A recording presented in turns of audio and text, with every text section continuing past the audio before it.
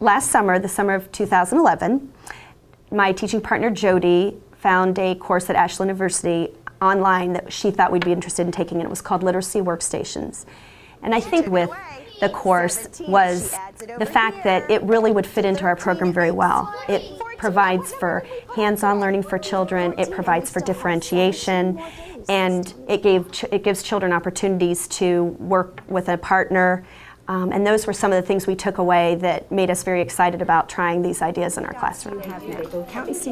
Here, I'm going to put this one over. When the children arrive each morning, there's always a password. So it's a fun way to try to increase their sight word knowledge in a fun and interesting way. And so when they come to the door, they say the password. When they greet the teacher, they come in and they turn over a card that has his or her name on it, so we know that they're here. And they do things like unpacking their folder. And then they come to what we call our meeting rug. And at the meeting rug, we do some morning routine activities. We choose the friendly frog, which is the helper for the day. We say the pledge. And we always do a greeting. So every child is greeted.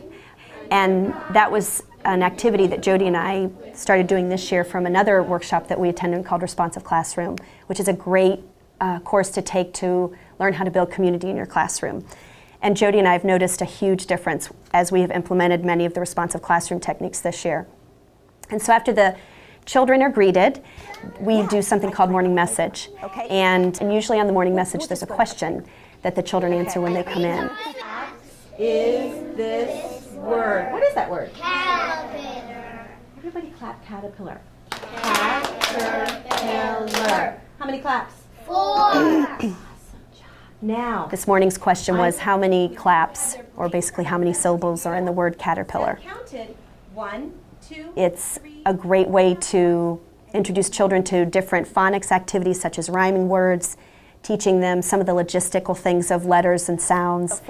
And then after morning meeting, which is what we do with the greeting and the morning message, we move into calendar activities, which reinforces a lot of math activities with the children, numeral recognition, patterning.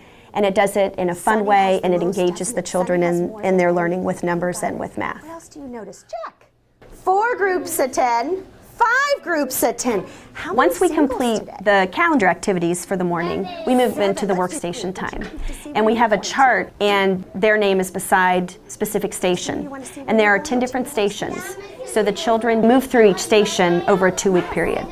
And then after that 2 weeks, Jodi, my teaching partner, and I will go through and we will change the activities, change the required tasks that we need to do for the next set of workstations.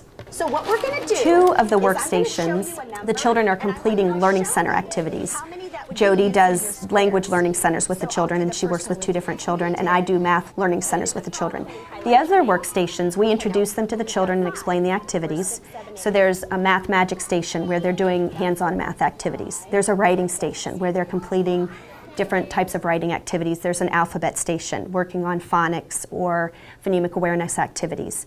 There are other stations including a games galore station, which can have language type activities, language games, math games. There's a discovery station where it's more science and social studies activities. There's a fine motor station. There's an overhead station. Again, math activities that are on there, but it just is a different venue for children to try different activities.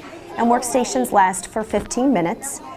When the time is up for workstations, children move into our free choice time activities, where they can choose different stations that they want. With the workstations, and the reason we do the workstations is because obviously a big part of a preschool program or a pre-kindergarten program is the social aspect and the idea of play. And that's how children learn, is through their play and through their interactions with others.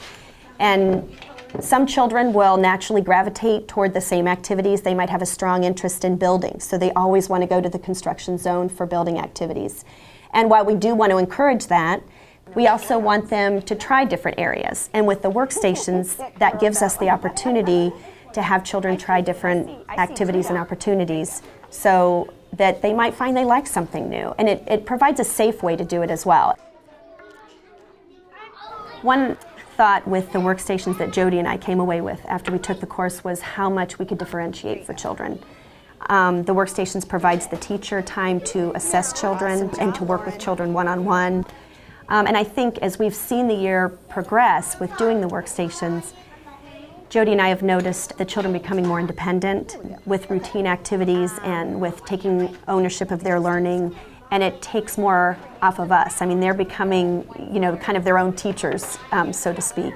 And I think also with the workstations, it's kind of like it's hidden learning. And so it's presented, Workstations presents learning in a way that's fun for children and very hands-on, so they're learning without even realizing it. Jodi and I, as we're sitting and working with the children during Workstations time, sometimes she and I will make eye contact and make a comment to each other that there's a hum in the room. And the hum is that they're doing what they're supposed to be doing. And it's it's an incredible feeling, and it's amazing what young children can do. And not that you want to, challenge them so much that they're not interested, but it's finding that balance of presenting the academics in a fun way and making it interesting and making them excited about their learning. And I think that's exactly what we've done.